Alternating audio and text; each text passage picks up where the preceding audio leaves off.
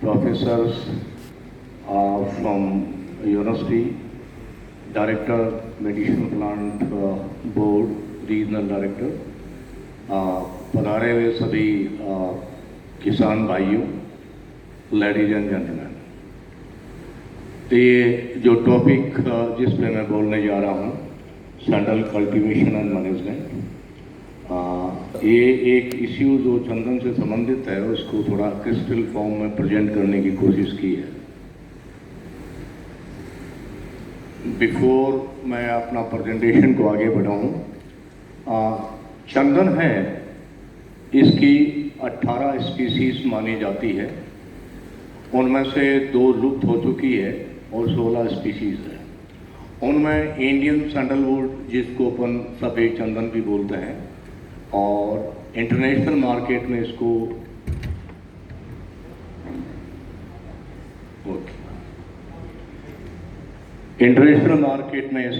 East Indian sandalwood के नाम से भी जाना जाता है। ये इसकी जो इम्पोर्टेंस है वो सबसे बड़ी ये है कि जितनी भी स्पीसीज़ है उनमें ऑयल कंटेंट भी इसमें ज़्यादा होता है, और ऑयल कंटेंट से ज़्यादा इम्पोर्टेंट है कि इसमें अल्फा एंड बीटा सेंट्रोल है, जो ऑयल की क्वालिटी को रेगुलेट करता है।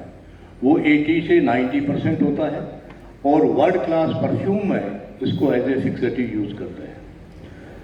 इंटरनेशनल मार्केट में भारत के चंदन का जो डिमांड है पास्ट में 90% पूरा किया जाता था, और ये भी मानते हैं कि ये बहुत बड़ा रेवेन्यू का सोर्स था साउथ में। किंग के टाइम में टिपू सुल्तान ने इसको रॉयल्टी डिक्लेयर किया। रॉयल्टी का मतलब है कि गवर्नमेंट की प्रॉपर्टी, और ये 2001-2002 तक साउथ में प्रिवलेंट रहा। जो इसका नेचुरल डिस्ट्रीब्यूशन जोन है, जैसे कर्नाटका, तमिलनाडु, आंध्र प्रदेश, केरला, तमिलनाडु और कर्नाटका दोनों मिला के 90% नेचुरल चंदन का डिस्ट्रीब्यूशन को कवर करता है।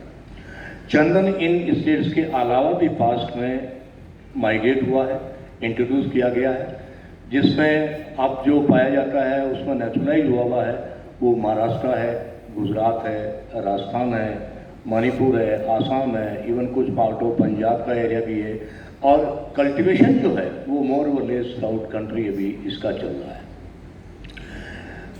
2001 से पहले चंदन को फार्मर कल्टीवेट नहीं करते थे। उसका सबसे बड़ा एक कारण ये था कि चंदन का कल्टीवेशन स्टेट फॉरेस्ट डिपार्टमेंट किया करता था, और ये स्टेट का ही प्रॉपर्टी था, गवर्नमेंट का ही प्रॉपर्टी था। यदि किसी वजह से कोई इलिसिट कट कर देता तो उसकी जिम्मेवारी ऑनर की होती, जिसकी लैंड होती, तो उसके लिए बड़ा पनिशेबल था। इसलिए इसको अप्रूव कर देते यदि किसी के फील्ड में, फार्मर के फील्ड में चंदन ग्रो भी करता। ये माना गया, पाया गया, और फाइनली कंक्लूड किया गया कि चंदन जो एक ज़माने में 1950s के आसपास में, 60s के आसपास में 4000 से 5000 मेट्रिक टन एक्सपोर्ट होता था, उसका प्रोडक्शन है 1990 के आसपास में करीब 1000 मेट्रिक टन के आसपास में हो गया। और करंट स्टेज तो ये है कि जो भी आ रहा है चंदन, या तो केरला का मयूर, या फिर कोई फार्मर के फील्ड से थोड़ा बहुत आ रहा है, या स्मगलिंग एक्टिविटीज़ के थ्रू आ रहा है, कोई ऑर्गेनाइज प्रोडक्शन है वो इस तरह का नहीं हो रहा है। कई सारी कंट्रीज है जो सैंडलवुड के प्लांटेशन में आगे आई है, और ये इंडिया में सबसे पहले जो 2001 में कर्नाटका ने रूल को चेंज किया, और फार्मर को ये राइट दिया गया कि जिसके पास पट्टा लैंड है वो सैंडल का ऑनर होगा, और फॉरेस्ट डिपार्टमेंट परमिशन देगा काटने का। सेल सिर्फ गवर्नमेंट को ही कर सकता है। Similarly on the same line Tamil Nadu में 2002 में ये नियम चेंज किया गया, और केरला में भी ये नियम चेंज किया गया। कुछ दूसरे स्टेट हैं वो भी सीरियसली सोच रहे हैं कि ये प्रतिबंध है, इसको हटाना चाहिए। और इवन सैंडल डेवलपमेंट कमेटी जो नीति आयोग ने बनाई है, वो ये कहता है कि कंट्री में फार्मर्स को सैंडल ग्रोइंग के लिए प्रमोट करना चाहिए। उसके लिए टू प्रमोट सैंडलवुड जो प्रॉब्लम्स हैं उनको रेक्टिफाई करना चाहिए। तो जो भी कल्टीवेशन हो रहा है इंडिया में, ये आप मान के चलिए लगभग 2001-2 के बाद में ही शुरू हुआ है, और अभी करीब करीब हिंदुस्तान के सभी स्टेट्स में ग्रो करता है। वाइड इसका डिस्ट्रीब्यूशन है। ये एक्सट्रीम कंडीशंस को टॉलरेट कर लेता है। एक्सट्रीम कंडीशन का कहने का मतलब है कि लो टेम्परेचर से लगा के शिमला वाला एरिया है वहाँ भी पाया जाता है, और हाई टेम्परेचर में राजस्थान जो है वहाँ टेम्परेचर 45-46 पहुँचता है, वहाँ भी संघन है, it comes out very well. तो टेम्परेचर की रेंज है वो भी वाइड है, सोइल का वेरिएशन भी काफ़ी वाइड है, लेकिन बेस्ट ग्रोथ के लिए सर्टनली इसकी सूटेबल कंडीशन होनी चाहिए जहाँ पर ये बेस्ट ग्रो करेगा। इसी बैकग्राउंड के साथ में मैं स्लाइड की हेल्प लेके आपको कुछ आगे बताऊंगा। नेक्स्ट वन, अगला।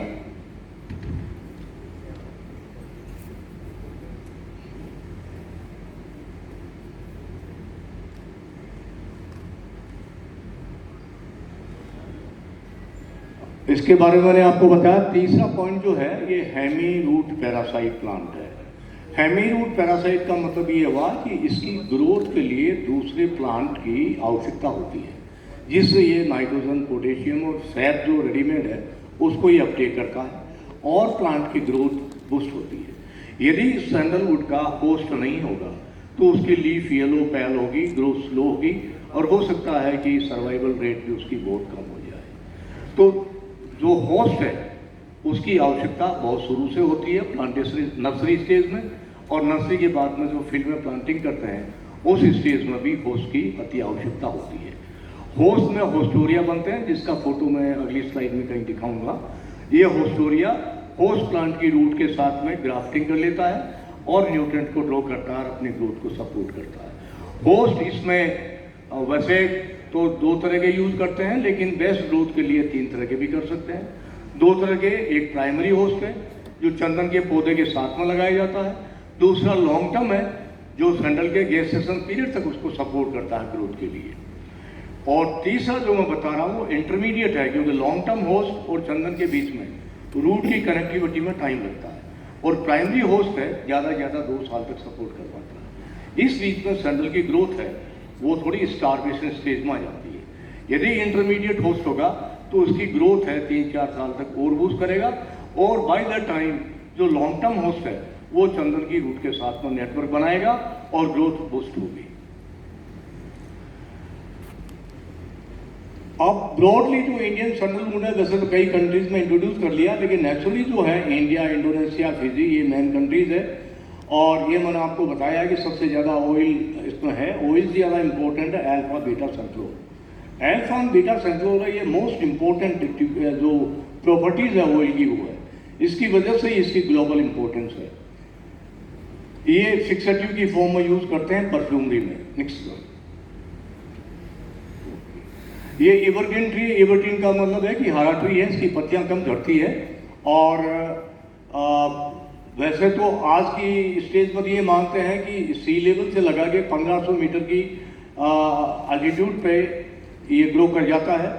रेनफॉल 500 से 1600 mm में हार्टवुड का फॉर्मेशन अच्छा होता है। हाई रेनफॉल में आएगा लेकिन हार्टवुड का फॉर्मेशन नहीं के बराबर होगा। इसको ज़्यादा लाइट की आवश्यकता है। यदि सैड के अंदर ये ग्रो करेगा तो इसकी ग्रोथ है पुअर होगी। हाई रेनफॉल एरिया में ग्रोथ होगी लेकिन हार्टवुड का फॉर्मेशन है वो नहीं के बराबर होगा। तो ये आपको थोड़ा ध्यान में रखना जरूरी है कि किस तरह की कंडीशन को ये लाइक करता है। ये मरियूर केरला का फोटो है जहाँ करीब 56-57 हज़ार ट्रीज हैं।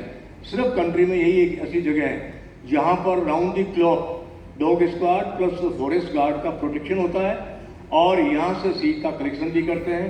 पहले इसकी रेट 1500 रुपये थी, अब बता रहे हैं कि 2-2.5 हज़ार रुपये किलो सीड की रेट है।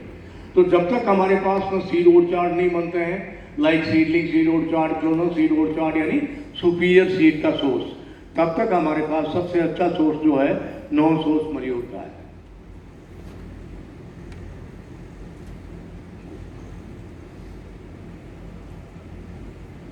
ये वैरायटी ऑफ सोइल में ग्रो कर सकता है। वैरायटी ऑफ सोइल का मतलब ये हुआ सैंडी लोम से लगा के कॉटन टाइप का सोइल। पीएच का रेंज भी काफ़ी वाइड है, और सैंडी सोइल में भी, रोकी एरिया में भी ये ग्रो कर जाता है। फ्लावरिंग इसमें 2 से 3 बार होता है साल में, और 4-5 साल की एज में आते आते फ्लावरिंग स्टार्ट हो जाता है। कुछ ट्रीज ऐसे भी हैं तो 3 साल की स्टेज में भी फ्लावर निकलना शुरू कर देते हैं। ये मैंने आपको बता ही दिया, कर्नाटका, तमिलनाडु दोनों मिला के 90% नेचुरल डिस्ट्रीब्यूशन का एरिया है। लेकिन यहाँ जो ट्रीज हैं 40 सेंटीमीटर गर्थ से ऊपर रेयर है, देखने को मिलना मुश्किल है, क्योंकि स्मगलिंग एक्टिविटीज़ और एक्सप्लोटेशन की वजह से बायो रिसोर्स उसका नहीं के बराबर है, ख़त्म हो गया और इसको रेयर स्पीसीज की फॉर्म में जाना जा रहा है IUCN के मुताबिक। Next one, can you operate from here? जो ग्लोबली डिमांड एस्टिमेटेड है वो 5,000 से 6,000 मेट्रिक टन पर ईयर है, और रिसेंट रिपोर्ट ये भी बता रही है कि ये जो डिमांड है वो 3 से 4 गुना बढ़ेगी, क्योंकि इसके मल्टीपल यूजेज हैं, वो कई ऐसे एक्सपेक्टेड है, और इसके अलावा डिमांड के दूसरे कारण भी हो सकते हैं। इसका जो ऑयल है 100 से 200 मेट्रिक टन पर ईयर का रिकॉर्डेड टाइप का है, और फ्यूचर में कई सारे perfumery, aromatherapy and then health sector में जो यूज़ होंगे तो सर्टेनली इसका रिक्वायरमेंट और बढ़ेगा। इसकी present rate particularly farmer field के जो प्लांट हैं जिनमें 2% के आसपास ऑयल होता है, 6,000 से 7,500 के आसपास में इसकी रेट है, और ऑयल का जो रेट है वो 2.5 से 3 लाख रुपीस पर केजी के आसपास में है। इसका इंक्रीमेंट मानते हैं करीब 12% पर ईयर सैंडलवुड और ऑयल का बढ़ता है। इंटरनेशनल मार्केट में इंडियन सैंडलवुड है वो $1,50,000 मेट्रिक टन के आसपास में है, जबकि आस्टिन सैंडलवुड है इसके कंपेयर में बहुत कम है। This is because of quality of oil content, alpha and beta sandalwood की वजह से। नेक्स्ट वन, ये सीड से नॉर्मली प्रोपेगेट करते हैं, जितना भी प्लांटिंग मटेरियल है ऑलमोस्ट सीड से ही आता है, लेकिन यहाँ पे कंसर्न ये होना बहुत जरूरी है कि सीड सुपीरियर सोर्स का हो, नॉन सोर्स का, जिसमें यदि इंश्योर हो कि और ही सेलेक्टेड ट्रीज ऐसे हैं जिनमें ऑयल कंटेंट ज़्यादा है या हार्डवुड कंटेंट ज़्यादा है तो और अच्छी बात है, लेकिन इस स्टेज की आज की डेट में हमारे पास सिलेक्शन जो है वो नहीं के बराबर है। लेकिन ऐसे में मरियोर का सोर्स है वो काम कर सकता है। स्टेम कटिंग से ये 1 साल का प्लांट ही सक्सेसफुल होता है, रूट कटिंग से सक्सेस है वो 50% है, लेकिन प्रैक्टिकली ये फिजिबल नहीं है लार्ज स्केल प्रोडक्शन के लिए। रूट शक्कर से भी प्लांट बनाया जा सकता है, लेकिन यहाँ की सक्सेस 50 से 60% है, IVA के ट्रीटमेंट से हो सकता है। क्लिफ्ट ग्राफ्टिंग, जैसे मैंगो वगैरह में हम ग्राफ्टिंग का मेथड यूज़ करते हैं, यह एक टेक्निक है क्लिफ्ट ग्राफ्टिंग, उसके द्वारा सुपीरियर प्लांट का हम ग्राफ्टिंग से प्लांट तैयार कर सकते हैं। इसका use germplasm bank, seed orchard, seedling seed orchard, clonal seed orchard के लिए बहुत यूजफुल है, और ये हमें शुरू करना पड़ेगा। अच्छे ट्रीज जो ऑलरेडी फार्मर के फील्ड में हैं, जिनमें ऑयल कंटेंट ज़्यादा है या ग्रोथ अच्छी है या हार्डवुड अच्छे हैं, इस तरह के प्लांट का, ग्राफ्टेड प्लांट को हम यदि ऑर्चार्ड की फॉर्म में डेवलप करेंगे तो वो अच्छा सीड का सोर्स हो सकता है। उससे नहीं करते 10 से 20% ग्रोथ और हार्डवुड ऑयल के फैक्टर में इंक्रीमेंट की पॉसिबिलिटी रहेगी। Micro propagation in tissue culture है, ये IWS-3 में टेक्निक परफेक्ट की है, इस पर 3 लोगों ने PhD का काम किया मेरे साथ में। ये एक्सरी सूट प्रोलिफरेशन करीब 80-90 ईयर्स ओल्ड प्लांट से प्लांट बनाया जा सकता है without any genetic variation. Somatic embryogenesis है, जिस तरह से सीड के अंदर एम्ब्रियो होता है, इसी तरह का आप टिश्यू कल्चर के द्वारा एम्ब्रियो बना के कंप्लीट प्लांट बना सकते हैं, जिसकी फोटो आपको दिखाएंगे। और इवन लीफ का जो पार्ट है उससे डायरेक्ट सूट का इंडक्शन करके रूटिंग करके भी प्लांट बना सकते हैं। नेक्स्ट, ये क्वालिटी सीडलिंग का एक पिक्चर है कंप्लीट कि सोर्स प्लांट कैसा होना चाहिए, मैच्योर, हेल्दी, और यदि हार्डवुड ऑयल कंटेंट और ज़्यादा होगा तो बहुत अच्छी प्रेफरेंस होगी। इसका जो मैच्योर फ्रूट है वो पर्पल कलर का होता है, उसका पल्प को रिमूव करते हैं, वॉश करते हैं, देन ड्राई करते हैं शेड में। ड्राई करने बाद में सैंड बैग में उसको डाला जाता है 400 ग्राम या 600 ग्राम पर स्क्वायर मीटर डेंसिटी में, और करीब जिबर्लिक एसिड का जो ट्रीटमेंट ओवरनाइट करते हैं तो जर्मिनेशन 30-40 डेज में हो जाता है इस तरह के सीडलिंग। और इनको ट्रांसप्लांट आप रूट टेनर, पॉलीबैग, जिस तरह का कंटेनर है उसमें किया जा सकता है। साथ में होस को डालते हैं।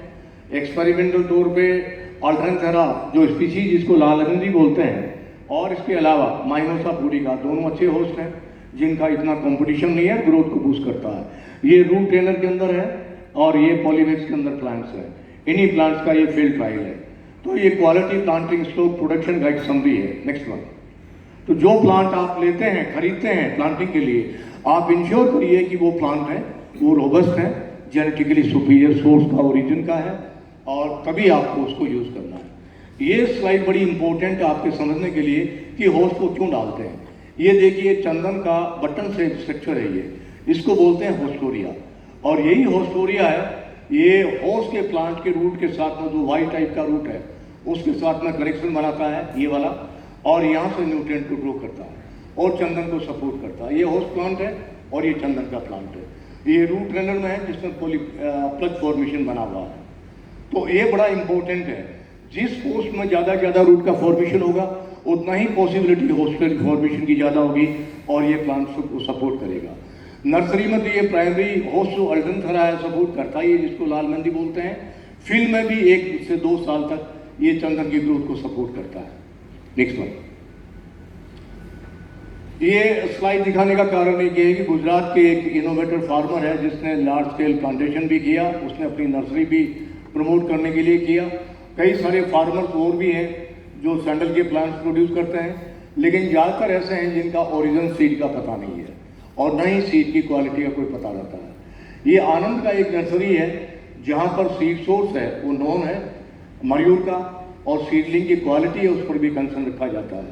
तो ये काफ़ी ऑथेंटिक गुजरात का नर्सरी है जहाँ से क्वालिटी सीडलिंग को लिया जा सकता है। नेक्स्ट वन, ये हिम्मतनगर का टॉल सीडलिंग का, ये रूट ट्रेनर में सीडलिंग प्रोडक्शन का है, किस तरह से प्रोड्यूस किया जा सकता है। नेक्स्ट वन, अगला, ये प्लांट टिश्यू कल्चर टेक्निक के द्वारा पूरा टिश्यू कल्चर से तैयार किया हुआ प्लांट का फोटोग्राफ है। यहाँ ये ट्री IWC इंस्टीट्यूट के कैंपस का है जो एक गिर गया था, तब इसमें से करीब 1 टन के आसपास में 800 किलो से 1 टन लकड़ी निकला था। तो इसी तरह के मैच्योर ट्री से इसकी छोटी स्टेम कटिंग लिए इनसे सूट बनता है।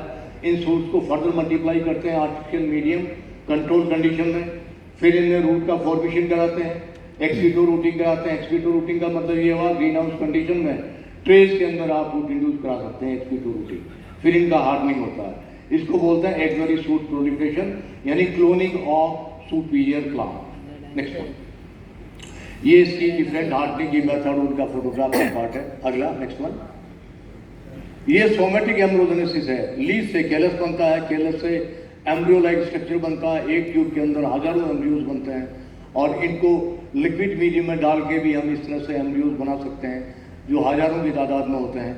उनमें से जो बाइपोलर स्टेज के होते हैं इस तरह के 2 कोटलीडर और इस तरह का रेडिकल फॉर्मेशन, ये जर्मिनेट करके पूरा प्लांट बनाता है। इसको हम बोलते हैं सोमेटिक एम्ब्रियोजेनेसिस।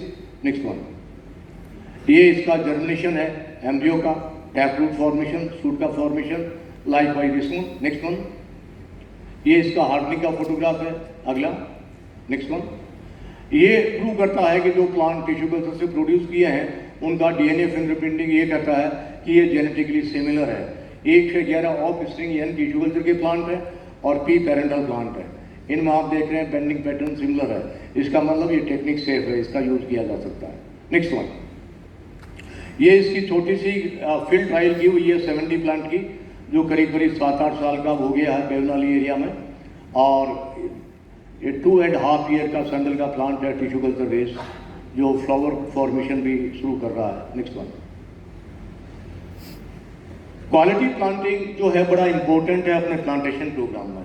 उसके लिए ज़रूरी क्या है कि सीड जो कलेक्ट करते हैं वो सुपीरियर ओरिजिन का होना चाहिए, नॉन सोर्स का होना चाहिए, मैच्योर प्लांट का हो। मयूर केरला का है, अभी हमारे पास ऑप्शन अवेलेबल यही है, लेकिन फ्यूचर में यदि हम लोग सीड ओरचार्ड बनाएंगे अच्छे ट्रीज का, फार्मर आपस में लाइक माइंडेड मिलके अपने फील्ड से अच्छे ट्रीज का 1000 में से 2-3 ट्रीज को सेलेक्ट करेंगे और उनके बीज से तैयार करेंगे पौधे और उनका ओरचार्ड लगाएं, या फिर क्लिप ग्राफ्टिंग के द्वारा कर्नल ओरचार्ड लगाएंगे, तो उनसे होने वाले जो प्लांट हैं उनकी क्वालिटी और फर्दर इंप्रूव होगी।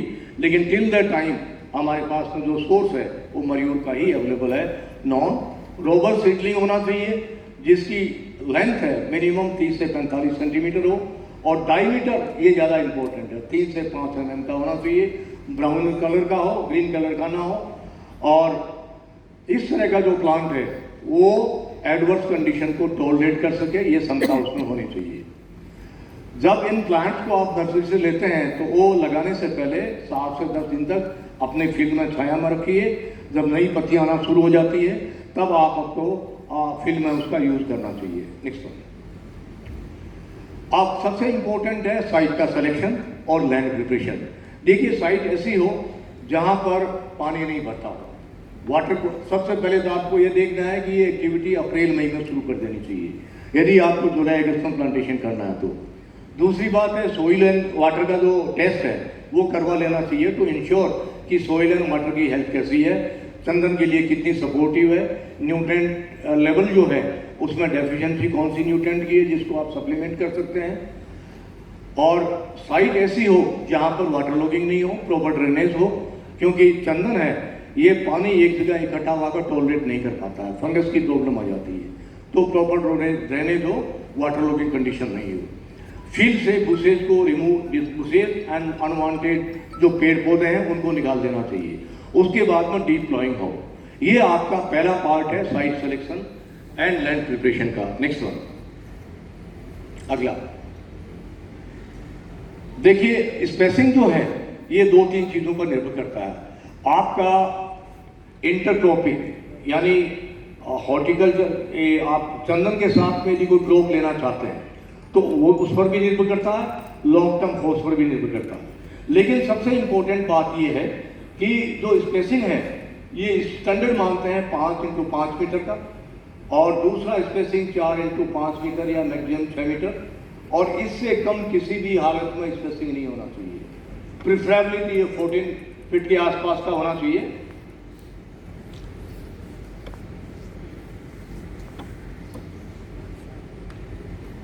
तो स्पेसिंग बड़ा इंपॉर्टेंट है। कई ऐसे फील्ड देखे गए हैं जहां पर स्पेसिंग है 3 × 3 मीटर है और उनकी कैनोपी एक दूसरे से मिल रही है, और लॉन्ग टर्म होस्ट है उसके साथ में कंपटीशन हो रहा है। देखिए आपको स्पेसिंग इस हिसाब से रखना है कि जो लॉन्ग टर्म होस्ट है उसके साथ में और चंदन के साथ में किसी तरह का लाइट का, न्यूट्रेंट का, वाटर का कंपटीशन ना हो, कॉम्पिटेबल होस्ट हो, वो चंदन को भी अलाउ करे, ग्रोथ में सपोर्ट करे और खुद भी जिंदा रहे। ऐसा नहीं है खुद ओवरटेक कर जाए, बहुत ग्रोथ ज्यादा हो जाए और चंदन की ग्रोथ को भी कर। अब इसकी स्पेसिंग के लिए करने के बाद में ये मार्किंग का जो काम है वो आपको शुरू कर देना चाहिए मई जून के पीरियड में। उसके लिए ईस्ट से वेस्ट या नॉर्थ से साउथ डायरेक्शन में जिसमें भी लगाना चाहें आप रस्सी लगाइए और फीते का यूज करके आप लाइन का यूज करके मार्किंग करिए। जो भी स्पेसिंग फाइनली 5 × 5 मीटर या 4 × 5 मीटर यूज करते हैं उस हिसाब से, और क्रॉस चेक कर लेना चाहिए कि हमारी लाइनें सीधी है कि नहीं है। उसके लिए 2 रस्सी आप डाल सकते हैं, अन लाइन को इंश्योर करें कि भाई लाइन बिल्कुल स्ट्रेट है। नेक्स्ट वन, क्योंकि प्लांटिंग एक बार होता है, यदि आपने गलत तरीके से प्लांटिंग कर दिया तो उसको प्लांटिंग के बाद में रेक्टिफाई नहीं कर पाएंगे। Pit digging, mixing of fertiliser, insecticide and pit filling, ये अगेन एक दूसरी इंपॉर्टेंट एक्टिविटी है।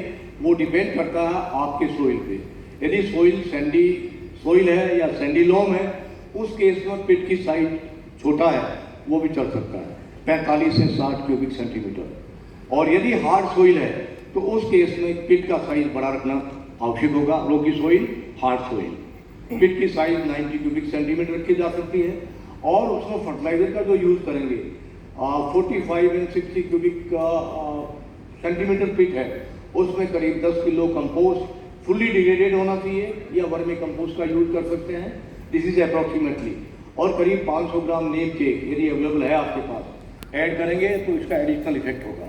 फोरेट 5 से 10 ग्राम यूज कर सकते हैं, एंडोफिल या बेविस्टीन ये करीब 5 ग्राम के आसपास। फोरेट का जो यूज है ये इंसेक्टिसाइड का काम करेगा, और बेविस्टीन और एंडोफिल है ये फंजीसाइड का काम करेगा। और यदि पिट की साइज बड़ी है तो उसमें कंपोस्ट की मात्रा थोड़ी ज़्यादा ले सकते हैं, और इसी तरह से फोरेट और एंडोफिल की मात्रा भी ज़्यादा ले सकते हैं। अब इनको सोइल के साथ में मिक्स करके वापस रिफिल कर देना चाहिए ताकि बरसात होने के बाद में खड्डा है वो प्रॉपरली सेटल डाउन हो जाए, उसमें एयर पॉकेट्स ना रहे। और यदि पार्टली अनडिकम्पोज कोई पार्ट रह गया है तो उसको थोड़ी अपॉर्चुनिटी होगी हीट लिबरेट करने की और डिकम्पोज होने की। और ये 1 से 2 बरसात होने के बाद में ही आपको प्लांटिंग करना चाहिए। अगला नेक्स्ट वन, अब होस्ट जो है वो किस तरह का होना चाहिए, बड़ा इंपॉर्टेंट है। चंदन की अच्छी ग्रोथ और ऑप्टिमम यील्ड लेने के लिए कॉम्पेटेबल होस्ट का होना बहुत जरूरी है, और होस्ट का सिलेक्शन आपके इंडिजिनस स्पीशीज के आधार पे यदि आप करेंगे वो ज़्यादा अच्छा होगा, न कि एक दूसरे की देखा दाखी करने से कि आपके एरिया में कौन से ऐसे प्लांट हैं जो इसके साथ में आ सकते हैं। मैं आपको ब्रॉड आइडिया दे सकता हूँ। देखिए, प्राइमरी होस्ट इंडिया में ज़्यादातर अल्टेंथेरा, जिसको लालगंदी बोलते हैं, वो सबसे बढ़िया होस्ट माना गया है और ऑब्जर्व किया गया। प्राइवेट नर्सरी, गवर्नमेंट नर्सरी, सब में इसका यूज करते हैं। माइमोसा पूडी की, उसको टच मी नोट बोलते हैं, ये बहुत अच्छा होस्ट है, लेग्यूम है, नाइट्रोजन फिक्सिंग है, लेकिन ये विग्रस टाइप का है। इसके सीड डिस्पर्सल ये एग्रेसिव हो सकता है, तो फील्ड में इसको कंट्रोल करना मुश्किल है। इसलिए इसको लार्ज स्केल के लिए आप प्रोपेगेट नहीं कर रहे हैं, फेवर नहीं कर रहे हैं। केजनस केजान, जिसको तूर दाल बोलते हैं, यदि बाई चांस लालगंदी खत्म हो जाता है, उस केस में टाइम भी केजनस का यूज भी किया जा सकता है, लेकिन ये लाल मेहंदी की जगह केजनस का यूज करना फायदेमंद नहीं होगा। लाल मेहंदी को क्यों यूज कर रहे हैं अल्टेंथेरा को? क्योंकि इसका रूट नेटवर्क फाइब्रस और बहुत ही इनॉर्मस होता है, और ये अपॉर्चुनिटी चंदन को देता है होस्टोरियल कनेक्टिविटी के लिए, इसलिए ग्रोथ इसकी अच्छी होती है। इंटरमीडिएट होस्ट, जिसके बारे में बात कर रहा हूँ, कि ये प्राइमरी होस्ट सपोर्ट करेगा 1.5 से 2 साल तक, उसके बाद में गैप पड़ जाएगा लॉन्ग टर्म होस्ट और चंदन के बीच में। ऐसे केस में यदि हम नींबू यूज करते हैं, सिट्रस, तो ये चंदन को 4 से 5 साल तक सपोर्ट करेगा और ग्रोथ पुश होगी। और लॉन्ग टर्म होस्ट है वो आप ले सकते हैं। दूसरा इंटरमीडिएट होस्ट में अल्टेंथेरा, ये सिस्पानिया ग्रैंडिफ्लोरा, जिसको वो भी नाइट्रोजन फिक्सिंग है और पेरिनियल प्लांट है, एज ए इंटरमीडिएट होस्ट की फॉर्म में काम ले सकते हैं। यदि आप कैजुलिना को इंटरमीडिएट होस्ट ले रहे हैं, जिसको हम नॉर्मली चंदन से 2 फीट 2.5 फीट दूर लगाते हैं, तो यदि कैजुलिना लगा रहे हैं, पहली बात तो लास्ट ऑप्शन होना चाहिए इंटरमीडिएट होस्ट कैजुलिना का। यदि लगा दिया तो 1.5 से 2 साल बाद में 1 मीटर हाइट से उसको काट देना चाहिए, ताकि ये और ग्रो नहीं करेगा, चंदन के साथ में लाइट का कॉम्पिटिशन नहीं होगा। अब बात करते हैं लॉन्ग टर्म होस्ट की। लॉन्ग टर्म होस्ट में देखिए, कॉमर्शियल प्लांटेशन डीएस ग्रुप है, वो यूज किया है आंवला, जिसको बोलते हैं इमलिका ऑफिसिनलिस। और ऑब्जर्वेशन जो फील्ड में देखी गई है, बेर, ग्राफ्टेड बेर जो है, उसके साथ में भी चंदन की ग्रोथ बहुत अच्छी आती है। खेतड़ी, जिसको प्रोसोपिस सिंडेरिया बोलते हैं, ये लेग्यूम प्लांट है, नाइट्रोजन फिक्सिंग है, मॉडरेट ग्रोथ है, चंदन के साथ में कंफर्टेबल है, फॉरेस्ट्री स्पीसीज है। इसकी एक नई वैरायटी आई है थारसोबा, इसके साथ में इसका अच्छा कॉम्बिनेशन है। अकेसिया स्पीशीज का यूज कर सकते हैं। ग्राफ्टेड अमरूद है, ये कंफर्टेबल है। मैंगो थोड़ा ओवर ग्रो कर सकता है, लेकिन मैनेज करने से mango can be also use. यदि कैजुलिना लॉन्ग टर्म होस्ट यूज कर रहे हैं, तो इसको आपको मैनेज करना पड़ेगा 3-4 साल बाद में, अदरवाइज इसकी ग्रोथ है ब्लॉक प्लांटेशन में बहुत ज़्यादा हो जाएगी और चंदन की ग्रोथ को ये सुपरसीड कर जाएगा। तो मैनेज करने का मतलब है इसको काटना पड़ेगा। यदि वो मैनेज कर सकते हैं तो this is also A nitrogen fixing plant और चंदन की ग्रोथ को सपोर्ट करेगा। अब यहाँ इसकी कंक्लूजन है कि होस्ट प्लांट कैसा होना चाहिए? ऐसा होना चाहिए जो चंदन के साथ में न्यूट्रिएंट यानी खाद, पानी और लाइट के लिए किसी तरह का कंपटीशन ना करें, इंडिपेंडेंट रहें और उसको अलाउ करें ग्रो करने का, सुपरसीड नहीं करें, बस ये ध्यान रखना चाहिए। नेक्स्ट वन, प्रूनिंग कब करना चाहिए? प्रूनिंग नॉर्मली 1 से 2 साल की एज के बाद में। यदि अर्ली स्टेज में फोर्किंग हो जाता है इंसेक्ट अटैक की वजह से या हीट की वजह से, तो एक ब्रांच को आप काट सकते हैं फोर्किंग वाले, लेकिन नीचे की ब्रांचेस को पहले मत काटिए, लेट इट गेट स्ट्रॉन्ग, उनको मजबूत होने दीजिए। और दूसरी साल जब 2 साल का प्लांट हो जाता है तो 1/4 उसकी जो लेंथ है टाउन की, उसको आप प्रून कर सकते हैं। उस स्टेज में इसका डायमीटर है वो काफ़ी स्ट्रॉन्ग बन जाएगा। और उसमें भी फोकस दीजिए कि फोर्किंग वाला पोर्शन है उनको ज़्यादा से ज़्यादा आप प्रून करें, 1/4 टोटल लेंथ का हो। और प्रूनिंग के बाद में कॉपर सल्फेट, लाइम वाटर, और इसके साथ में आप चाहें तो कुछ फंजीसाइड का यूज भी कर सकते हैं, बेगस्ट्रीन और may be of M45 to protect against any sort of attack. Based on the symptom fungicide, insecticide का यूज करना चाहिए प्लांटेशन में। यदि कोई सिम्टम नहीं है तो जबरदस्ती डोज का देना आवश्यक नहीं है। नेक्स्ट वन, अब प्लांटिंग कब करना चाहिए? प्लांटिंग 1 से 2 बार इसके बाद में करना चाहिए। ऐसा नहीं कि बारिश हुआ और आपने प्लांटिंग कर दिया। सोइल का टेम्परेचर नॉर्मल हो जाए, ह्यूमिडिटी बाहर की अच्छी हो जाए और प्लांट पर किसी तरह का कोई स्ट्रेस नहीं हो जिसको लगाएंगे, उस स्टेज में आप प्लांटिंग करिए। तो हो सकता है कि आपका अर्ली रेन होता है जून में, तो आप जुलाई में प्लांटिंग करिए। यदि जुलाई में रेन हो रहा है तो middle of July you can start planting. ऐसे करने से पहले उतना ही पोर्शन का खड्डा खोदिए जितना प्लांट का साइज है, पॉलीबैग का साइज है। पूरा खड्डा खोदने की आवश्यकता नहीं है। और पॉलीथीन बैग को आप नाइफ से या ब्लेड से काटिए, सोइल बॉल को लिफ्ट करिए और गड्ढे के अंदर उसको लगाइए। उसके बाद में सोइल डाल दीजिए ताकि उसमें कोई एयर पॉकेट्स नहीं रहे। और प्लांटिंग के बाद में इमीडिएट वाटरिंग देना चाहिए यदि बरसात नहीं हो रही है तो। यदि बरसात हो रही है तो बहुत अच्छी बात है, that is the best time for planting. डिसलिंग हो रहा है तो उस टाइम करेंगे तो और अच्छा होगा। और प्लांटिंग के बाद में 0.1% में 1 ml 1 लीटर क्लोरोपायरोफोस जो इंसेक्टिसाइड है वो 1 लीटर एक प्लांट में दे देना चाहिए, ताकि टर्माइट का जो अटैक की पॉसिबिलिटी है वो नहीं के बराबर होगी। नेक्स्ट वन, अगला।